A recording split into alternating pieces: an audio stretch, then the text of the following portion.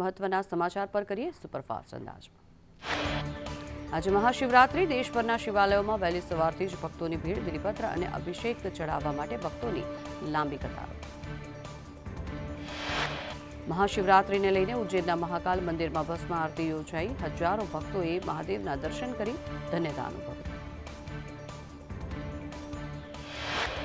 જૂનાગઢમાં મહાશિવરાત્રીના મેળાનો આજે અંતિમ દિવસ। આજે દિગંબર સાધુઓની રવેડી નીકળશે।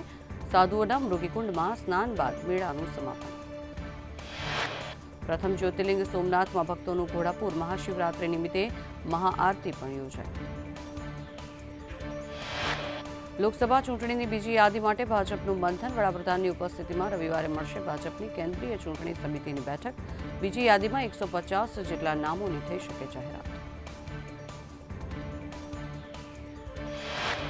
દિલ્હી કમલમમાં ભાજપની કોર કમિટી 2 દિવસીય બેઠક સંપન્ન। બેઠકમાં ચર્ચાયેલા નામો પર સીસી મહોર મારશે। રાજસ્થાન, હિમાચલ, હરિયાણાની બેઠકો પર થશે મહોર। ભાજપ ગુજરાતના 11 નામ સહિત 8 રાજ્યોની 150થી વધુ બેઠકોના નામ પર જાહેર કરી શકે। 10 માર્ચે બીજી યાદી જાહેર થઈ શકે છે। ભાજપમાં 11 લોકસભા ક્ષેત્રોમાં સૌના જીવ અદ્ધર ચોંકાવનારા નામો જાહેર થશે। રવિવારે દિલ્હી પાર્લામેન્ટરી બોર્ડની બેઠક।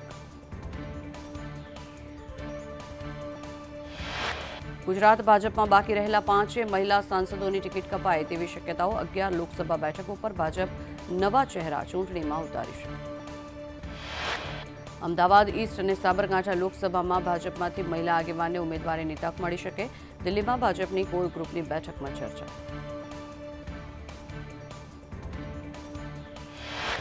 કોંગ્રેસ ઉમેદવારોની પહેલી યાદી આજે જાહેર કરી શકે। લોકસભાની ચૂંટણીના ઉમેદવારોના નામ થઈ શકે છે જાહેર। પ્રથમ યાદીમાં 40 નામ જાહેર થવાની શક્યતા। દિલ્હીમાં કોંગ્રેસની ચૂંટણી સમિતિની બેઠકમાં 60 સીટો પર થઈ શકે છે ચર્ચા। 60માંથી 40 બેઠકોના નામ પર મહોર લાગી। રાહુલ ગાંધીનું નામ વાયનાડથી જાહેર થવાની શક્યતા। છત્તીસગઢના પૂર્વ સીએમ ભૂપેશ બઘેલ રાજનંદગાંવથી લડી શકે છે। દીપેન્દ્ર હુડા રોહતકથી અને લોકસભાની ચૂંટણી લડી શકે છે। યુપીના પ્રદેશ અધ્યક્ષ અજય રાય વારાણસીથી લડી શકે છે। દિલ્હીના અરવિંદસિંહ લવલીને પૂર્વ દિલ્હીથી ટિકિટ મળી શકે। વડાપ્રધાન નરેન્દ્ર મોદી આજથી આસામ અને અરુણાચલના 2 દિવસના પ્રવાસે 18,000 કરોડ રૂપિયાના અનેક પ્રોજેક્ટનું ઉદ્ઘાટન અને શિલાન્યાસ કરશે।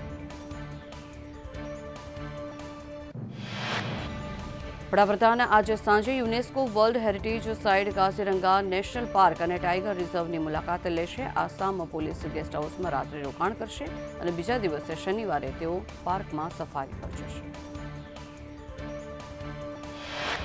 આસામથી વડાપ્રધાન મોદી અરુણાચલ પ્રદેશમાં કેટલાક કાર્યક્રમોમાં ભાગ લેવા રવાના થશે। અહીં કેટલાક જાહેર કાર્યક્રમમાં ભાગ લઈ આસામ પરત ફરશે। આસામના જોરહાટ અને હોલોંગ પાથરમાં પ્રસિદ્ધ ઓહોમ યોદ્ધા લાચિત બોરફુકનની 84 ફૂટ ઊંચી પ્રતિમાનું અનાવરણ કરવામાં આવશે। વડાપ્રધાન નરેન્દ્ર મોદી આજે પ્રથમ રાષ્ટ્રીય સર્જક પુરસ્કારનું વિતરણ કરશે। ભારત મંડપમમાં આયોજિત કાર્યક્રમમાં 23 સર્જકોને એવોર્ડ એનાયત કરશે। શ્રીનગરમાં વડાપ્રધાન નરેન્દ્ર મોદીએ સભાને સંબોધન કરતા કહ્યું કે દાયકાઓ બાદ નવું જમ્મુ કાશ્મીર બન્યું। તમારું દિલ હું જીતી શક્યો છું। આગળ પણ પ્રયત્ન કરીશ। કાશ્મીરમાંથી કલમ 370 હટાવ્યા બાદ પ્રથમ વખત જનસભા સંબોધતા વડાપ્રધાને કહ્યું કે કોંગ્રેસે કલમ 370ના નામે લોકોને ગુમરાહ કર્યા। 370થી ફક્ત કેટલાક લોકોને જ ફાયદો થયો। વડાપ્રધાને કહ્યું જમ્મુ કાશ્મીર માત્ર ક્ષેત્ર નથી, ભારતનું મસ્તક છે। ઊંચું ઉઠેલું મસ્તક જ વિકાસનું પ્રતીક હોય છે। વિકસિત જમ્મુ કાશ્મીર એ ભારતની પ્રાથમિકતા છે। કાશ્મીરમાં 40થી વધુ સ્થળોને 2 વર્ષમાં ટુરિસ્ટ ડેસ્ટિનેશન તરીકે વિકસાવવામાં આવશે। આજે દેખો અપના દેશ અભિયાન શરૂ કરાયું છે। હું લોકોને કહું છું કે ફરવા જાઓ અને મારું પણ એક કામ કરો। જમ્મુ કાશ્મીરને લગ્ન માટેનું ડેસ્ટિનેશન બનાવવાની વડાપ્રધાન નરેન્દ્ર મોદીએ આહ્વાન કરતા કહ્યું કે લોકો 3-4 દિવસ જાન લઈને આવે અને લગ્ન કરે। જમ્મુ કાશ્મીરના પ્રવાસે પહોંચતા જ વડાપ્રધાન નરેન્દ્ર મોદીએ ટ્વીટ કર્યું, થોડા સમય પહેલા શ્રીનગર પહોંચીને જાજરમાન શંકરાચાર્ય ટેકરીને દૂરથી દર્શન કરવાની તક મળી. કલકત્તા હાઈકોર્ટના ભૂતપૂર્વ ન્યાયાધીશ જસ્ટિસ અભિજીત ગંગોપાધ્યાય ભાજપમાં જોડાયા. ભાજપના પ્રદેશ પ્રમુખ સુકાંત મજમુદાર અને વિરોધ પક્ષના નેતા સુવેન્દુ અધિકારીની હાજરીમાં કેસરીયો કેસ ધારણ કર્યો. ભાજપના નેતા ઉમા ભારતીએ લોકસભાની ચૂંટણી લડવાની ના પાડી છે. ઉમા ભારતીએ કહ્યું કે જો હું ચૂંટણી લડું તો મારા મત વિસ્તારની જવાબદારી અને ગંગા નદી માટેનું કામ એક સાથે થઈ શકે નહીં.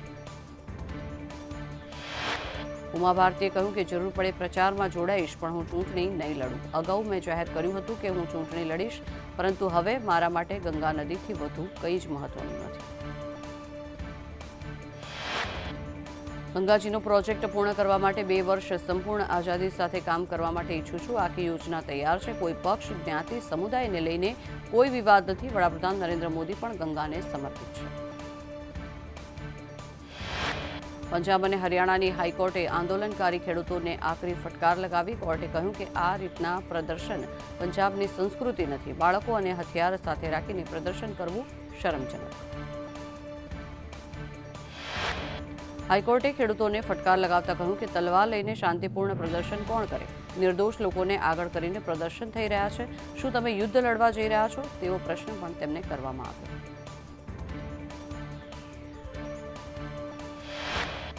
કેન્દ્રીય કર્મચારીઓ પેન્શનર્સને હોળીની ભેટ. ડીએમાં 4% વધારાની જાહેરાત. હવે ડીએ 50% થયું.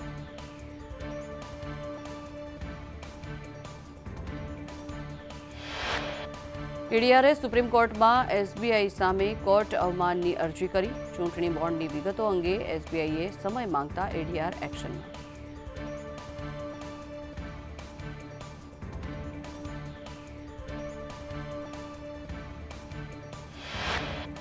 ઝાલોદમાં રાહુલ ગાંધીની જાહેર સભા સંબોધતા કહ્યું કે દેશમાં આદિવાસી અધિકારીઓની ભાગીદારી 6%. દેશમાં જાતિ જનગણના થવી જોઈએ, જેથી સંસ્થામાં કઈ જાતિના કેટલા લોકો છે તે ખબર પડે. રાહુલ ગાંધીએ કહ્યું કે રામ મંદિરમાં રામની પ્રાણ પ્રતિષ્ઠામાં રાષ્ટ્રપતિ આદિવાસી હોવાથી પ્રવેશ આપવામાં આવ્યો નહીં. રાહુલ ગાંધીએ કહ્યું, પહેલા પબ્લિક સેક્ટર અસ્તિત્વ ધરાવતા હતા અને હવે પબ્લિક સેક્ટરનું ખાનગીકરણ થઈ રહ્યું છે. રાહુલ ગાંધી પર મંત્રી પ્રફુલ્લ પાનસેરિયાના પ્રહાર. કહ્યું, રાહુલ ગાંધી કોંગ્રેસને તૂટતી બચાવે. કાશ્મીરથી કન્યાકુમારી સુધી દેશ એક જ છે. એક ભારત શ્રેષ્ઠ ભારતનો નારો મોદીજીએ આપ્યો. રાહુલ ગાંધીની યાત્રા સામે છોટુ વસાવાએ વિરોધ વ્યક્ત કર્યો. 9 માર્ચે વાસણા ગામે રાહુલની યાત્રા સામે મિટિંગ ગોઠવી. છોટુ વસાવાએ કાર્યકર્તાઓને હાજર રહેવા આહવાન કર્યું.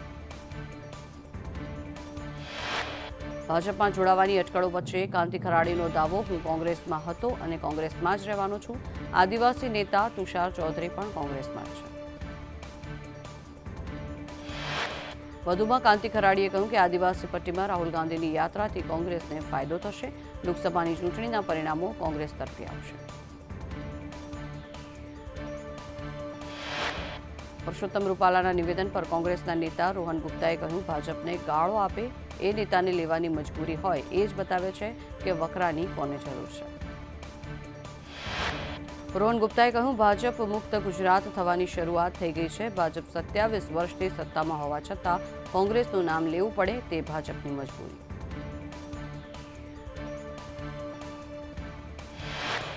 લોકસભાની ચૂંટણી મુદ્દે કુંવરજી બાવળિયાનું નિવેદન, હું લોકસભા ચૂંટણી લડવા માંગતો નથી. સુરેન્દ્રનગર બેઠક માટે કુંવરજી બાવળિયાનું નામ હતું ચર્ચામાં.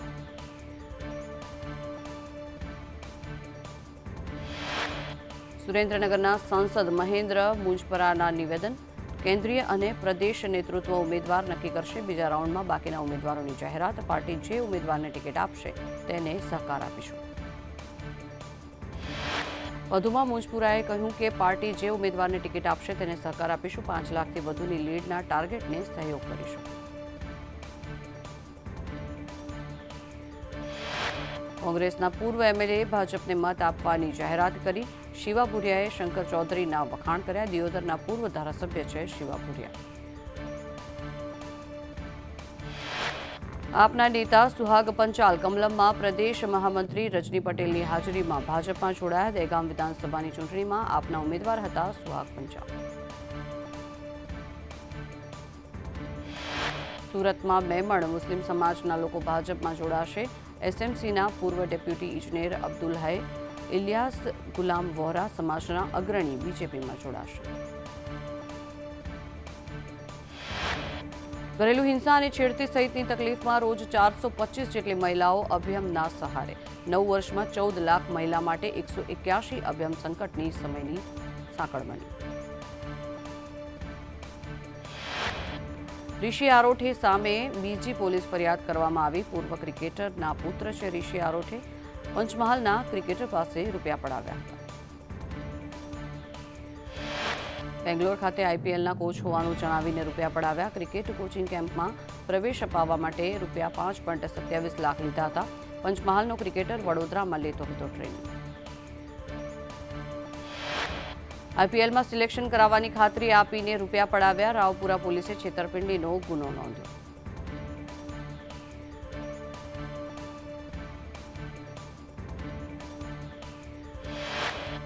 અંબાજી ગબ્બર રોપવે 6 દિવસ માટે બંધ રહેશે. વાર્ષિક મેન્ટેનન્સને કારણે તેને રોપવે બંધ રાખવામાં આવશે. 11 થી 16 માર્ચ દરમિયાન રોપવે બંધ રહેશે. બનાસકાંઠાના સીપુ ડેમમાં નર્મદાના નીર નાખવા માટે તૈયાર કરાયેલી રૂપિયા 592 કરોડના ખર્ચે તૈયાર કરાયેલી 70 કિલોમીટર લાંબી પાઇપલાઇનનો પ્રારંભ કરાયો. રાજકોટ જિલ્લાના ધોરાજીમાં વહીવટીતંત્ર દ્વારા મતદાતા અભિયાન અંતર્ગત વિવિધ વિસ્તારોમાં વિશાળ જાગૃતિ અભિયાન રેલી કાઢવામાં આવી. ઈડરના બડોલીમાં તસ્કરોએ મોડી રાત્રે જ્વેલર શોપમાંથી સોના ચાંદીના દાગીના સહિત 2.91 લાખની ચોરી કરી. તસ્કરો સીસીટીવી સહિત ડીવીઆરમાં પણ ચોરી ગયા.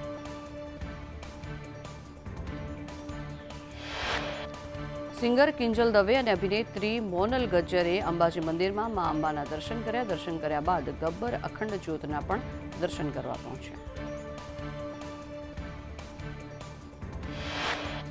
વિજયા એકાદશી નિમિત્તે સાળંગપુરમાં 2000 કિલો લીલી અને કાળી દ્રાક્ષનો ભવ્ય અંકુટ ધરાવવામાં આવ્યો. શ્રી કષ્ટભંજન દેવ હનુમાનજી દાદાને વિશેષ દ્રાક્ષના વાઘા શણગાર દર્શન અને પૂજા અર્ચન કરી આરતી કરવામાં આવી.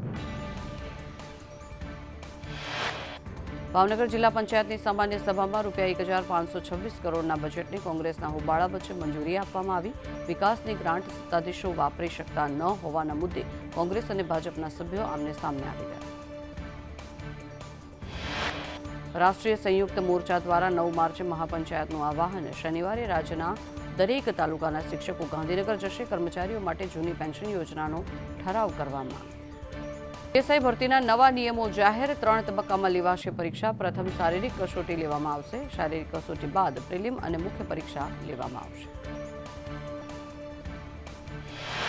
ભાવનગર જિલ્લા પંચાયતની સામાન્ય સભામાં હોબાળો. વિકાસના કામોને લઈને શાસક અને વિપક્ષ વચ્ચે બોલાચાલી.